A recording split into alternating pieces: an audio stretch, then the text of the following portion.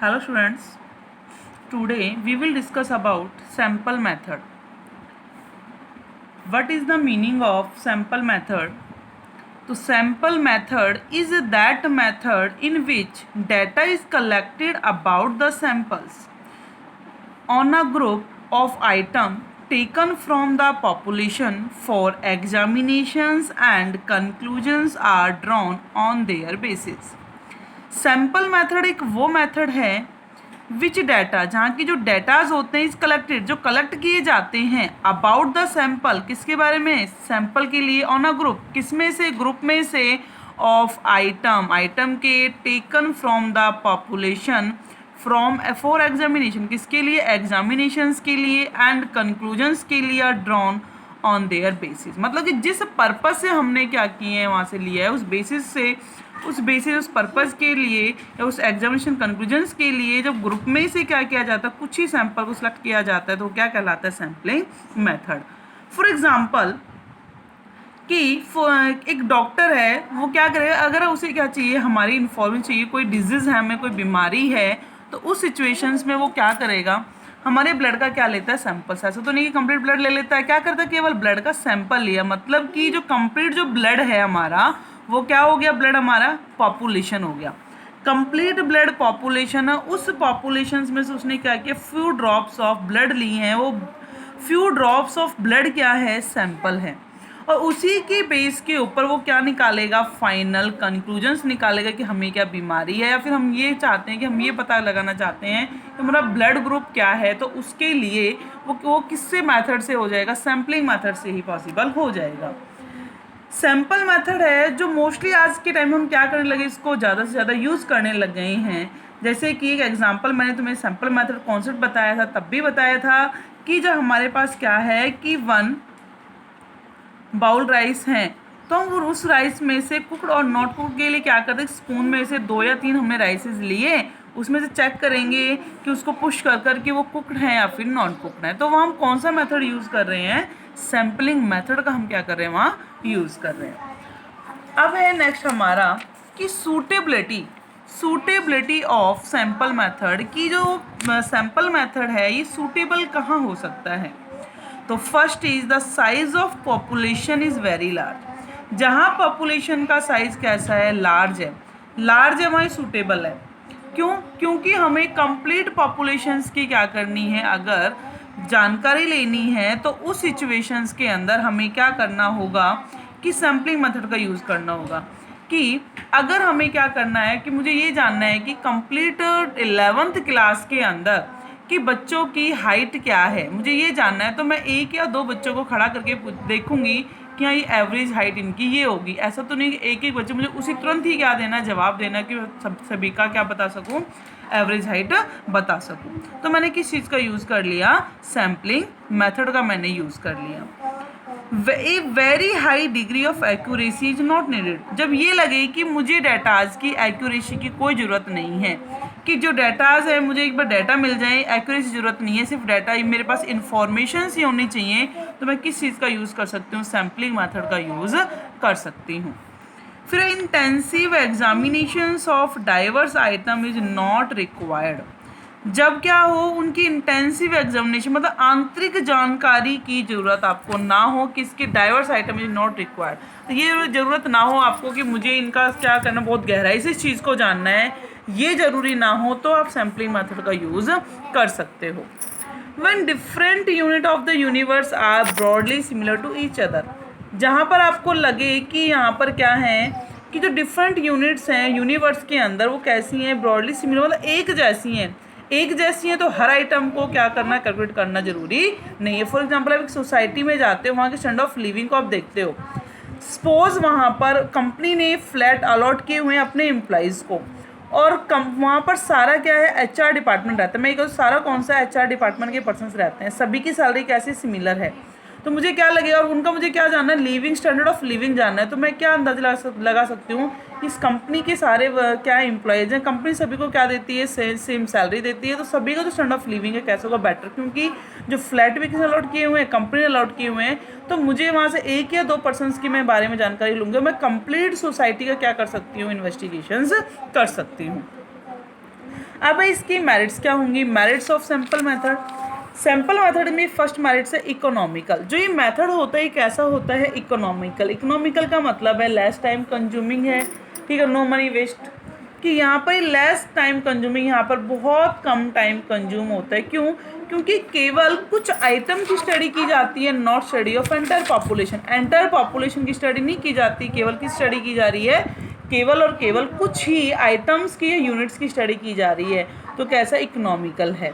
Time saving, क्या बच जाता है? टाइम बच जाता है इसके अंदर। इस मेथड के अंदर only limited number of items are investigated, केवल कुछ ही आइटम्स को क्या किया जाता है? सिलेक्ट किया जाता है, उसके बारे में इन्वेस्टिगेशंस की जाती है। जैसे कि फॉर एग्जांपल आपको भेज दिया जाए कि आपको क्या लेकर आने हैं, कि ग्रेप्स लेकर आने, अंगूर लेकर आने हैं, तो आप पूछते हो रेडी वाले से, भाई हाँ, शॉप पर जाते हो, फ्रूट्स की शॉप पर आप गए कि भाई हाँ ये अंगूर हैं, खट्टे हैं, मीठे हैं, तो वो क्या करता है कि आपको सैंपल में 2 या 3 अंगूर दे देगा। आप उसी से अंदाज़ा लगाओगे कि हाँ ये जो ग्रेप्स हैं आपके कैसे हैं, खट्टे हैं, मीठे हैं, किस टाइप के हैं। तो वहाँ कैसा टाइम, मतलब कम टाइम लगा, कैसे टाइम लगा? यहाँ पर कम टाइम लगा है। वहीं अगर यहाँ पर सेंसस मेथड आपने यूज़ किया होता तो आपको क्या कम से कम 15 से 20 मिनट लग जाते उन अंगूर्स को परचेज, क्योंकि सबको चेक, और ये पॉसिबल भी नहीं था। फिर आइडेंटिफिकेशंस ऑफ एरर, ये एरर को आइडेंटिफाई करने में भी क्या करता है? आइडेंटिफिकेशंस होता है एरर का। Because only a limited number of item are covered, इसमें केवल कुछ ही आइटम्स को क्या किया जा रहा है? कवर किया जा रहा है, ठीक है। और error can be easily identified, error को आप क्या कर सकते हो? बहुत ईजिली आइडेंटिफाई कर सकते हो। To that extent sampling method so better accuracy. क्यों? क्योंकि जितने आइटम आपने क्या किए, सिलेक्ट किए हैं, उन्हीं आइटम के बेस के ऊपर आप अंदाज़ा लगा सकते हो कि कहाँ पर गलती हो गई है। फिर लार्ज इन्वेस्टिगेशन, सैम्पल मेथड है is more feasible, more attainable होता है। इस मतलब आप यूज़ कर सकते हो किस सिचुएशंस में? In situations of large investigation, large investigation के अंदर देन द सेंसस मेथड है वो किस में हो? अनअफोर्डेबल कॉस्ट होती है, लार्ज एरिया के अंदर आप उसको यूज़ नहीं कर सकते। फिर हमारा एडमिनिस्ट्रेटिव कन्वीनियंस, मतलब कि यहाँ पर जो एडमिनिस्ट्रेटिव है वो उसकी भी क्या होती है? कन्वीनियंस मिल जाता है। कैसे? There is an administrative convenience in handling a limited number of item, किसके हैंडल में होता है ये? एक लिमिटेड नंबर ऑफ आइटम्स, और करता कौन? इसको एडमिनिस्ट्रेटिव कन्वीनियंस करते हैं, एडमिनिस्ट्रेटिव डिपार्टमेंट करता है। कहता है मोर capable and efficient investigators can be appointed. तो इसके लिए अगर आपको क्या चाहिए? एक्यूरेसी चाहिए और सैम्पलिंग मेथड यूज़ करना है, तो आप किसको? मोर कैपेबल एंड एफिशिएंट इन्वेस्टिगेटर्स को क्या कर सकते हो? अपॉइंट कर सकते हो। तो क्या एडमिनिस्ट्रेटिव कन्वीनियंस हो गया, मतलब हर कोई पर्सन सैम्पलिंग मेथड को यूज़ नहीं कर सकता। जो एक लेबोरेटरी वाला है वो लैब के अंदर आप जो ब्लड चेक कर सकता है, वो एक नॉर्मल पर्सन ब्लड आपका चेक कर नहीं बता सकता। मोर साइंटिफिक, कैसा मेथड है? साइंटिफिक मेथड है। Sample method is more scientific because the sample data can be convincingly investigated from various angles, ठीक है, उनको बहुत सारे एंगल से सोचा जाता है, फिर उनके बारे में क्या किया जाता है? फाइनल कंक्लूजन्स निकाला जाता है। नेक्स्ट है demerits of sample method. Sample method की कुछ डीमेरिट्स हैं। क्या डीमेरिट्स हैं? पार्शियल, कैसा होता है ये? पार्शियल होता है। क्यों? क्योंकि कुछ ही आइटम को जब उसमें से क्या किया गया है? सेलेक्ट किया गया है, एंटायर पॉपुलेशन को सिलेक्ट नहीं कर रहे हैं। इट मीन्स क्या किया? पार्शियलिटी। हो सकता है जिस भी आइटम को कलेक्ट किया है वो एंटर पॉपुलेशन को क्या ना कर पाए? रिप्रेजेंट ना कर पाए। It is only a partial investigation of the universe. ये यूनिवर्स की क्या है? केवल एक पार्शियल इन्वेस्टिगेशन है। The investigators bias in the selections of sample, जो इन्वेस्टिगेटर्स है सेलेक्ट करने में सैंपल को बायस्ड हो सकता है। Is not ruled out according to the result में भी बायस्ड एज वेल हो सकता है। सेकेंड इज रॉन्ग कंक्लूजन्स, हो सकता है कि रिजल्ट आपका क्या निकल जाए? गलत निकल जाए। आप अंगूर लेने गए हो और 2-3 अंगूर ऐसे आपने छांट लिए, वो सारे मीठे हो, घर आके पता चले सारे के सारे कैसे खट्टे हैं। आप क्या करने जाते हो? वेजिटेबल्स लेने जाते हो, आप कहते हो, या फिर आप क्या गए वहाँ पर एप्पल को परचेज करने गए, आपने कहा कि हाँ भाई एप्पल मेरे को काट के दिखा कैसा है, उसने वो एप्पल दिखाया आपको काट के जो बहुत अच्छा था, लेकिन आप परचेज कर लाए, घर आकर देखो तो सारे के सारे कैसे थे? बेकार थे। इट मीन्स आपने सैम्पलिंग मेथड का यूज़ तो किया, लेकिन रिजल्ट कैसे? रॉन्ग कंक्लूजन निकला। क्यों? क्योंकि सैम्पलिंग मेथड यूज़ किया है आपने। डिफ़िकल्टी इन सेलेक्टिंग, और उस टाइम सेलेक्ट करने में भी क्या होती है? इसमें प्रॉब्लम आती है, डिफ़िकल्ट आती है। क्यों? क्योंकि आप ये मतलब एंटायर पॉपुलेशंस में उस आइटम को सेलेक्ट करना डिफ़िकल्ट होता है जो एंटायर पॉपुलेशन को क्या कर सके, रिप्रेजेंट कर सके। तो ये पॉसिबल नहीं हो पाता क्योंकि सभी की अपनी अपनी क्या होते हैं, फीचर्स होती हैं। फिर है difficulty in framing a samples. एक सैम्पल्स को फ्रेम्ड करना भी कैसा होता है, डिफ़िकल्ट। कई बार होता है कि कुछ आइटम्स कैसे होते हैं, डाइवर्सिफाई होते हैं, अलग अलग आइटम होते हैं, उनके अंदर सिमिलरिटीज़ ले पाना कैसे होता है, बहुत मुश्किल होता है। जैसे कि एक सुपरवाइज़र को अपने सुपरवाइज़र के अंदर कितने वर्कर काम कर रहे हैं, 100 वर्कर काम कर रहे हैं, उसमें से बताना है कि हाँ भाई कौन से सुपरवाइज़र के अंडर वर्क बहुत अच्छे से होता है। तो सुपरवाइज़र को उस टाइम अपने वर्कर में से बेस्ट वर्कर को चुनना बहुत मुश्किल हो जाता है। क्यों? क्योंकि जो वर्कर्स हैं सभी के जो माइंड्स हैं, व्यूज़ हैं, हमारे थॉट्स हैं, सब कुछ कैसे हैं, बिल्कुल डिफर हैं। स्पेशलाइज्ड नॉलेज, ध्यान रखना एक सैम्पलिंग मेथड ऐसा मेथड है, इसको हर कोई पर्सन नहीं कर सकता। इसके लिए स्पेशल नॉलेज की ज़रूरत होती है। किसकी ज़रूरत होती है? नॉलेज की ज़रूरत होती है। Sampling involve a set of technical procedures. One must have the technical knowledge of choosing a representative samples from the universe. जो क्या होना चाहिए, एक टेक्निकल नॉलेज होनी चाहिए, क्या चूज़ करने के लिए, यूनिवर्स में से उस सैंपल को सेलेक्ट करने के लिए जो एंटायर पॉपुलेशन को क्या कर रहा है, रिप्रेजेंट कर रहे हैं।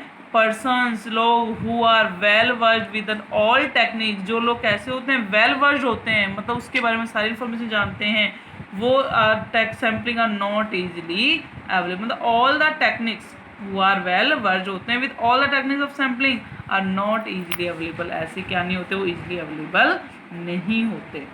अब है कि एसेंशियल ऑफ अ सैंपल, एक सैंपल के लिए क्या ज़रूरी है। तो सैंपल के लिए ज़रूरी क्या है कि एसेंशियल ऑफ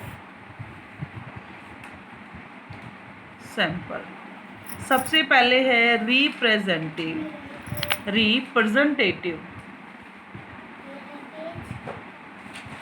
कि जो सैंपल आपने चूज़ किया है वो कैसा होना चाहिए, रिप्रेजेंटेटिव होना चाहिए। मतलब कि वो एंटायर ऐसा सैंपल होना चाहिए जो एंटायर पॉपुलेशन को क्या कर सके, रिप्रेजेंट कर सके। ऐसा ना हो कि आपने जो सिलेक्ट किया वो एंटायर पॉपुलेशन क्या नहीं कर पा, रिप्रेजेंट ही नहीं कर पा रहा है। दूसरा, इंडिपेंडेंट, कैसा होना चाहिए, इंडिपेंडेंट होना चाहिए, मतलब स्वतंत्र होना चाहिए। ऐसा ना हो कि अगर हम इस आइटम को क्या करते हैं सिलेक्ट, तो इसके साथ इसको सिलेक्ट करेंगे सेकंड आइटम को, तभी इसका फाइनल कंक्लूजन्स निकलेगा। ऐसा नहीं होना चाहिए। अपने आप में वो जो सैंपल आपने सेलेक्ट किया वो कैसा हो, बिल्कुल यूनिक हो, और उसका जो रिजल्ट है उसका ही सेम रिजल्ट रहे, किसी दूसरे के ऊपर वो रिजल्ट बेस्ड नहीं होना चाहिए। थर्ड ये कहता है होमोजीनियटी, क्या होनी चाहिए, होमोजीनियटी होनी चाहिए। किसके बीच में, डेटास के बीच में। जो भी आपने क्या किए हैं, सैंपल सेलेक्ट किए हैं, कहते हैं if more than one sample selected from universe तो दी सैंपल शुड बी होमोजीनियस, मतलब कि एक जैसे हों सारे सैंपल, ऐसे ना हो अलग अलग सैंपल्स हों। डेटा सारे कैसे होने चाहिए, होमोजीनियस, एक जैसे होने चाहिए। और फोर्थ इज एडक्वेसी, क्या होनी चाहिए, एडक्वेसी होनी चाहिए। इट मीन्स वो पर्याप्त होने चाहिए।